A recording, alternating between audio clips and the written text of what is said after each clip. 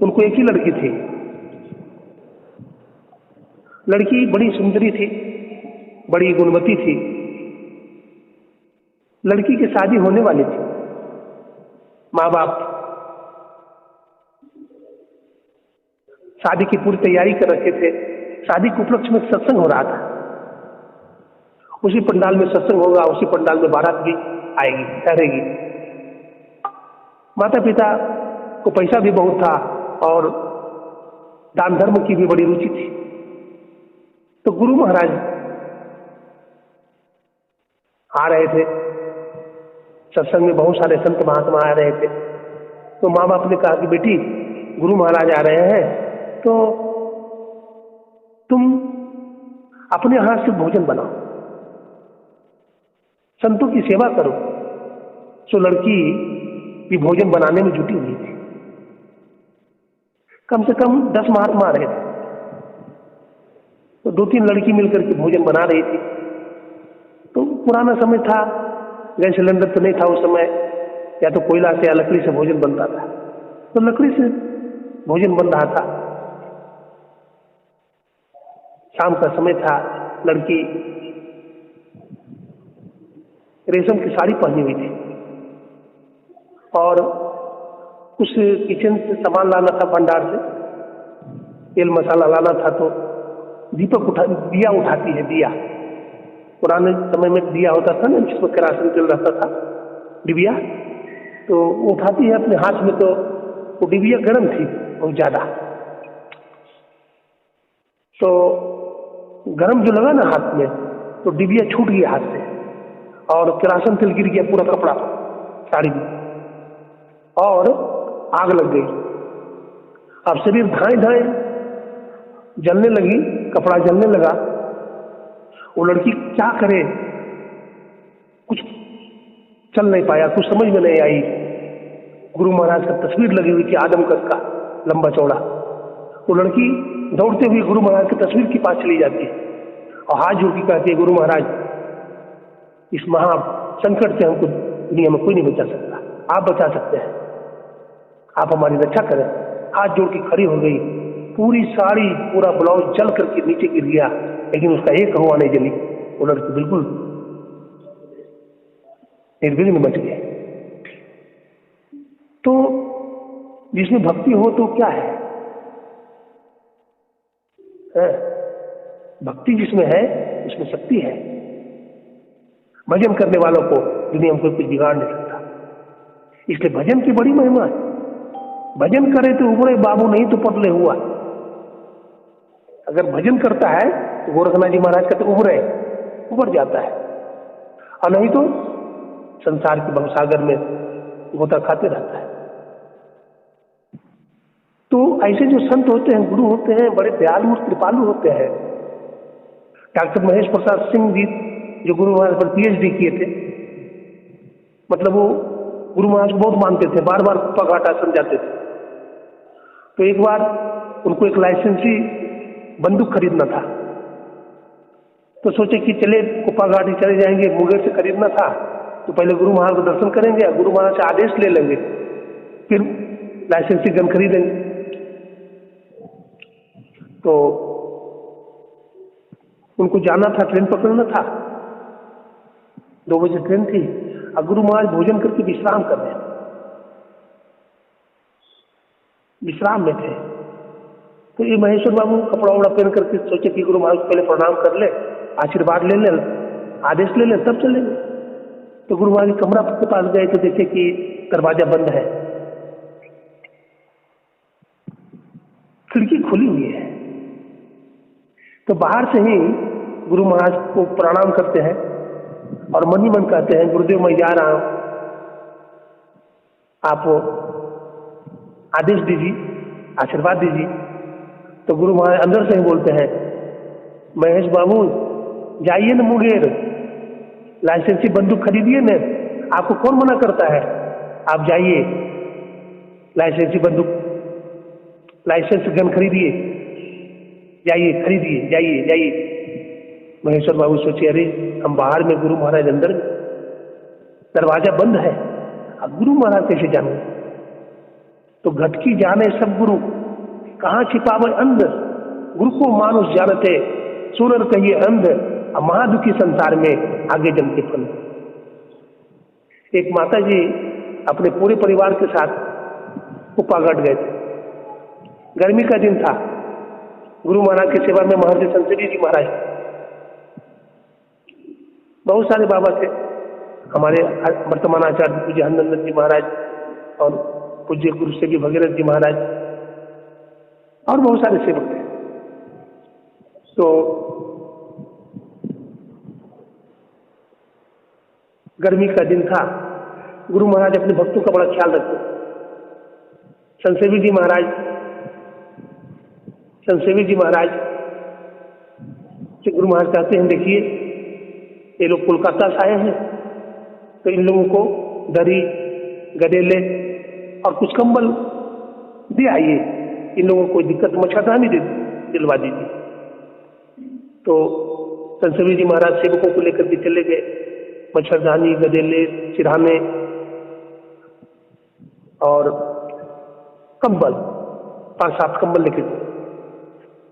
तो सत्संगी में से एक माता जी थी, बोलती है, गुरुदेव गर्मी का दिन है, ये कंबल क्यों भेज दिए?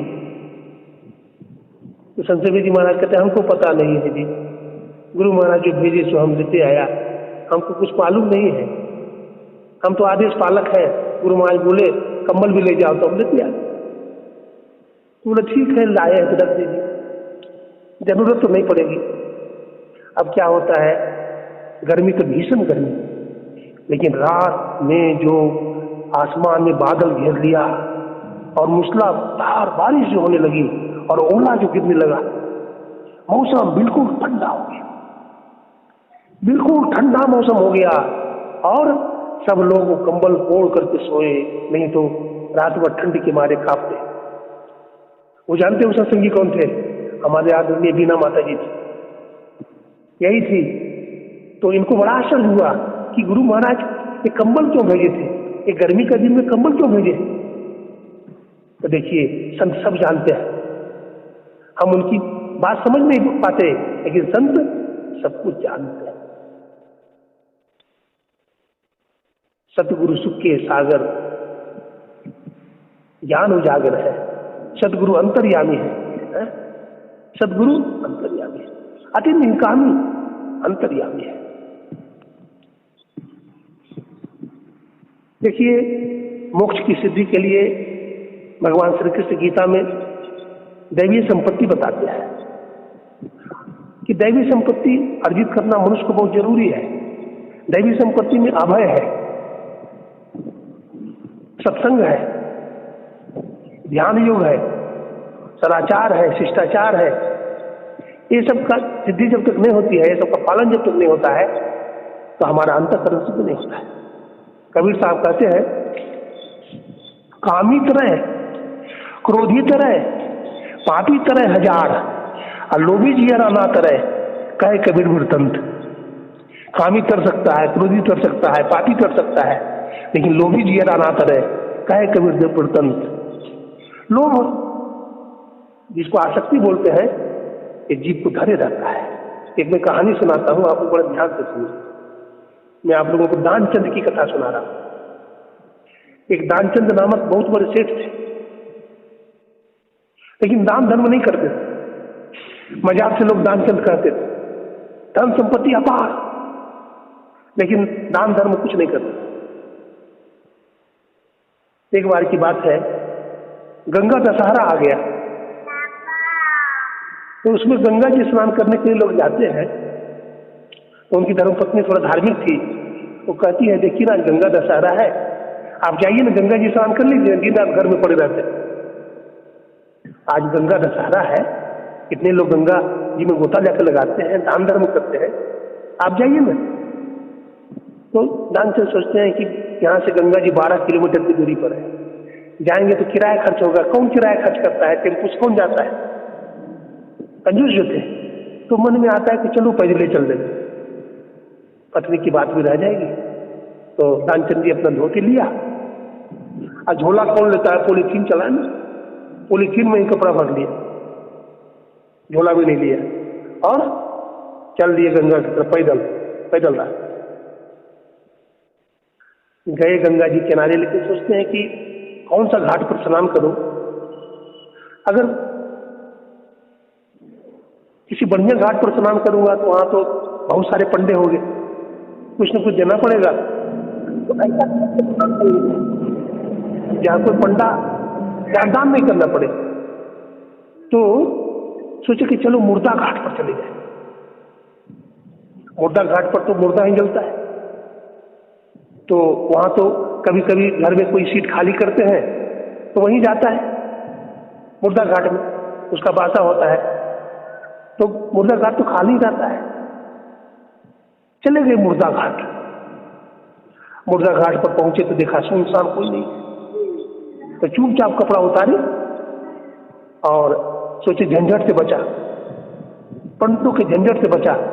कपड़ा उतारे और फट से गंगा जी में उतरे और इधर उधर देख लिए, कोई नहीं है। झट से गोता मारा, गोता मारा और सिर रगड़ने लगे, सब रगड़ने लगे। उसके बाद स्नान करके जैसे हम बाहर निकलते हैं, कपड़ा पहनते हैं कि बोलते हैं जजमान की जय हो। तो कहते आप कौन है? तो कहते हैं महाराज हमको नहीं जानते हैं, हम यहाँ से पंडा। बोला पंडा? बोला हाँ। तो दानचंद कहते हैं मुर्दा घाट भी नहीं छोड़ा, हम तो डर के मारे आए मुर्दा घाट पर स्नान करने के लिए, आप मुर्दा घाट भी आ गए।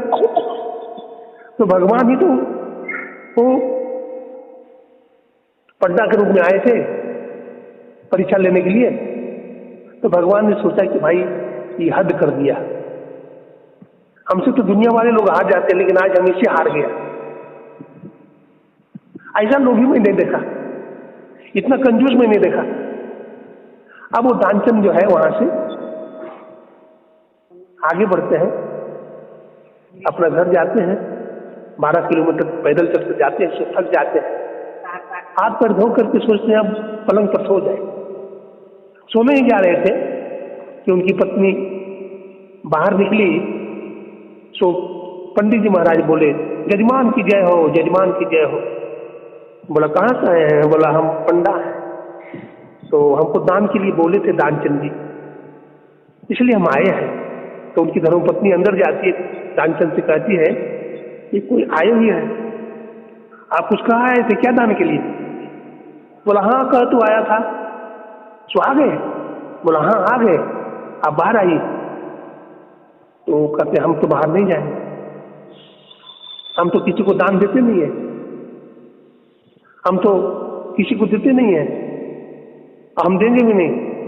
तो कहते हैं कि महाराज क्या कहेंगे हम? बोला कह दीजिए दानचंद बीमार हो गए। तो उनकी पत्नी कहा कैसे कहें? बोला कह दो ना जाकर। सो जाकर के जाती है, कहते देखिए ना गंगा जी गए थे पैदल 12 किलोमीटर चल करके, अभी तुरंत खच्चे मार देते हैं, बुखार लग गई है, बीमार हो गए, बीमार हो गए हैं। तो कहते हैं पंडा कहते हैं बीमार हो गए हैं, तो बीमार जजमान को छोड़ करके हम भी जाने वाले नहीं है। जब तक ठीक नहीं हो जाएंगे तब तक हम भी वहीं रहेंगे। बोलो कैसा आदमी है, कुछ बोलता हम नहीं ठीक, तो पति से क्या हिस्सा नहीं हो तो बोलते हम यहीं रहेंगे। तो उनका पति बोलता है सो बोलता है तो हाँ तो कह दो दानचंद मर गया। बोला सो कैसे कह दो? मैं कह दो ना दानचंद मर गया, कह दो। तो रोती भी जाती है और कहती देखिए ना अभी अभी शरीर छूट गया, राम नाम सब हो गया, अभी अभी चले गए। अब ये सांस रोक के पड़े हैं, अपनी पत्नी से कहा देखो मैं सांस रोक लूंगा। अब वो जो कहे पंडा को, तो पंडा कहे दानचंद चले गए? बोला हाँ महाराज अभी अभी चले गए। तो ठीक है मैं नगर में जाता हूँ, कह दूंगा सबसे कि दानचंद मर गए। वो गए, अमित काल भय अनंत रूप प्रगटे, अनंत रूप बना लिया अपना, चले गए, सबको कह दिया कि दानचंद चले गए, दानचंद चले गए, दानचंद राम नाम सब हो गया। अब देखते उनके घर में भीड़ लग गई, बहुत लोग आ गए। जब बहुत लोग आ गए तो कहा कि दानचंद मर गए। तो सबको बांधने छानने लगे। 4 गजी मंगाया, चढ़ा काट की घोड़ी, उनको रंथी पर लोगों जब उठाने लगे तो उनकी पत्नी बोलती, मरे थोड़े हैं कि थोड़े मरे हैं जिनको उठा रहे हैं।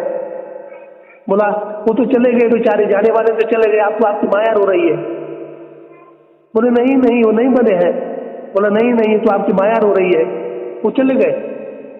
अब उनको ले गया शमशान घाट। शमशान घाट ले गया तो पंडा को तो देने के लिए कहे थे, नहीं दिए कुछ। तो पंडा ने संकल्प उनसे करवाया था, देखिए हमारे पास तो जजमान बहुत आता है तो 1-1 साल का राशन पानी दे जाता है, लेकिन कम से कम आप 1 बेला का दे दीजिए, 1 दिन का दे दीजिए। तो बोला एक दिन हम 1 शाम का नहीं देंगे, हम किसी को देते नहीं है। तो कहा आज तो देना पड़ेगा।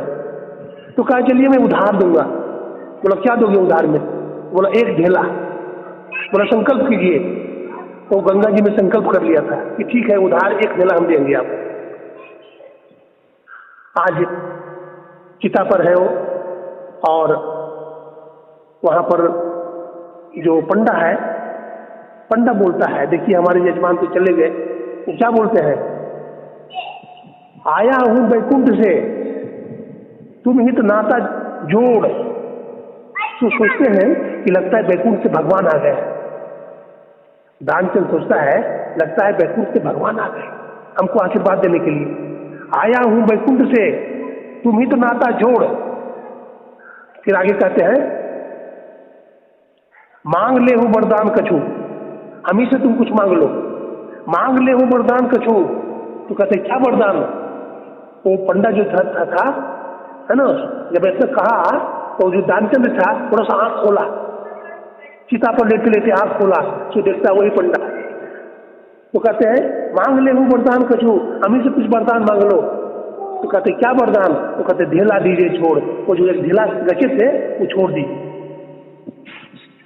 भगवान ने कहा हद हो गई भाई, दुनिया वाले लोग हमसे हार जाते हैं, आज मैं तुमसे हार गया।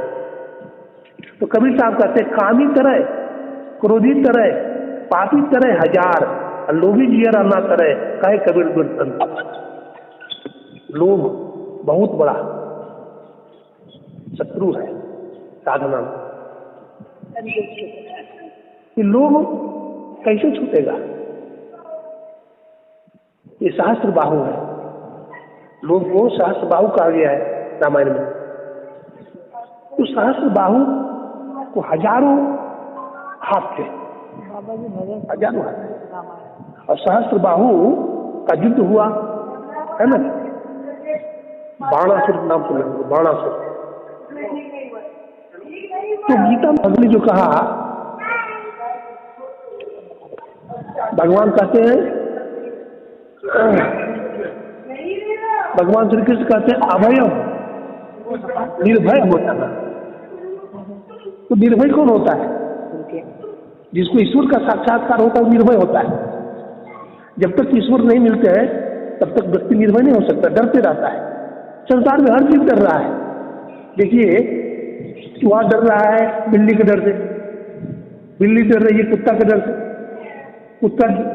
कुत्ता बाघ को देख करके डर रहा है, बाघ शेर को देख करके भाग रहा है, और शेर आदमी को देख करके भाग रहा है, और आदमी जमराज को देख करके भाग रहा है। तो हर जीव संसार में भयभीत है। तो भगवान कहते हैं अभयम, निर्भय हो जाओ। तो निर्भयता कैसे होगी? साधना से, सत्संग से, सत्य का संग से साधना करेगा।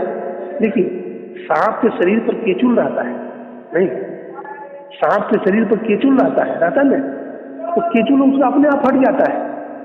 ऐसा नहीं कि केचुल को हटाता है। ठीक उसी प्रकार से शरीर के भीतर शरीर है, स्थूल सूक्ष्म कारण महाकारण केवल योग के पार। अब पार गमन ही सार भगति है, लोहिया ही में धार, यही मानुष ने समैया में कर परमेश्वर में प्यार। तो जैसे सांप के ऊपर केचुल रहता है तो केचुल अपने आप छूट जाता है, ठीक उसी प्रकार से शरीर के भीतर शरीर है। तो शरीर के भीतर, शरीर जो है ऐसे ही समझिए जैसे केला होता है, तो केला का देखते हैं थम होता है, या केला का जो फल होता है, या प्याज का जो छिलका होता है, उतारते जाइए उसका गांठ निकलता जाएगा, निकालते जाइए इतना पड़ता। तो उसी तरह से शरीर के भीतर सब शरीर है। जब तक सब शरीर हम पार नहीं करते, गुरु महाराज कहते हैं घटपट सिंह के पार में साही बस ही अंत रे, जो मिलन को चाहता चटपट से करूं संत संग रे। जो मिलना चाहता है तो संत संग कीजिए। गोस्वामी तुलसीदास जी कहते हैं संत संग अपवर्ग कर, कामी भवकर पंथ, कहे संत कवि कोविद, श्रुति पुराण सदग्रंथ। संतों का जो मार्ग है कैसा है, तो कहते हैं अपवर्ग का मार्ग है, यानी मोक्ष का मार्ग। अब कामी पुरुष का मार्ग संसार का मार्ग है। कहा है संत कवि कोविद, श्रुति पुराण सदग्रंथ। ऐसा संत महात्मा हमारा धर्म ग्रंथ का हर आदमी बंधन में है आज। शंकराचार्य जी महाराज अपने प्रश्नोत्तरी में लिखते हैं बद्धो ही को, बधा हुआ आदमी कौन है? कहते यो विषया नुरागी, जो विषय के जाल में फंसा हुआ है। और काबा में मुक्त कौन है? तो कहते विषय विरक्ति, इसको संसार के विषय से वैराग्य है। लेकिन जीव को वैराग्य नहीं होता है, जीव संसार में फंसा हुआ है, दलदल में, कीचड़ में पूरा सड़ता है आदमी। आप देखते गंगा जी में लकड़ी होती है, सड़ जाती है, धारा में बहते बहते, जो क्या बोलते हो गंगा जी में होता है ना भंवर, लकड़ी भंवर में पड़ जाती है तो उसी में चक्कर काटते रहती है, लेकिन निकल नहीं पाती। जीव उसी लकड़ी की बात चक्कर काट रहा है भंवर में, सड़ जाता है, वो लकड़ी में कीड़े लग जाते, फच करता है। हाँ, वो लकड़ी को आप दाबेंगे इस तरह से तो फच करता है, उसको कीड़ा लग जाता है। इसी तरह से आदमी संसार की माया में फच कर रहा है, निकलता नहीं, पड़ा है झंझट में, विषय के जाल में पड़ा हुआ है, नहीं निकल पाता है। और जिसको गुरु मिल जाते हैं, संत मिल जाते हैं और साधन भजन करना प्रारंभ कर देता है, तो ये विषय वासना की नाली से निकल जाता है। विषय वासना छूटत न मन से, नाहक नर बैराग करे दे। ये विषय वासना जल्दी छूटता नहीं। ये विषय वासना छूटे जब हम ज्ञान बढ़े गुणवान की संगत, ध्यान बढ़े तपसी संग किन्ने, मोह बढ़े परिवार की संगत, काम बढ़े नारी संग किन्ने। कहते हैं ये सब जाल कैसे छूटेगा? अरे कभी कभी गृहस्थी की फंदा से निकलो, क्या फंसे रहते हो, निकलो कभी कभी। अरे दुनिया का काम क्या होगा, इतना दिन कमाया क्या हुआ, इतना पैसा कमाया है जमा नहीं है, सब खर्च हो जाता है। जो जितना कमाता है उतना खर्च कर लेता है। हाँ, कोई 50,000 रुपये महीना कमाता है, कोई 1 लाख रुपये महीना कमाता है, कोई 10,000 रुपये महीना कमाता है, तो 10,000 में काम चलाता है, कोई 50,000 कमाता है तो वो भी उसका नहीं बचता। हाँ, ले दे के बराबर हो जाता है। तो संसार का विषय वासना ऐसा ही है, ये तृष्णा कभी घटने वाली नहीं है, इसलिए समय निकालो। बाबा गोरखनाथ जी महाराज क्या कहते हैं? बाबा गोरखनाथ जी महाराज कहते हैं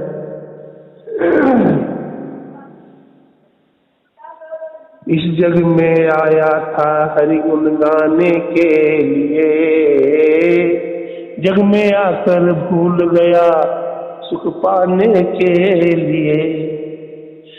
गर्भवास में कौल किया था नाम जपूंगा मैं तेरा, इस झूठी दुनिया में आकर नाम भूल गया मैं तेरा। ऋषि मुनि सब आते हैं समझाने के लिए, कुछ तो समय निकाल हरि गुण गाने के लिए। इस जग में आया था हरि गुण गाने के लिए, कुछ तो समय निकाल हरि गुण गाने के लिए। गोरख कहे यह नर्तन है, गोरख कहे यह नर्तन है प्रभु पाने के लिए। गोरख कहे यह नर्तन है प्रभु पाने के लिए, कुछ तो समय निकाल हरि गुण गाने के लिए। हरदम तू तैयार है पाप कमाने के लिए, कुछ तो समय निकाल हरि गुण गाने के लिए, कुछ तो समय निकाल हरि गुण गाने के लिए। श्री सद्गुरु महाराज की जय। आज इतना है समय, सबको कोटि कोटि नमन, कोटि कोटि प्रणाम। वो आज रविवार है ना बाबा? हाँ।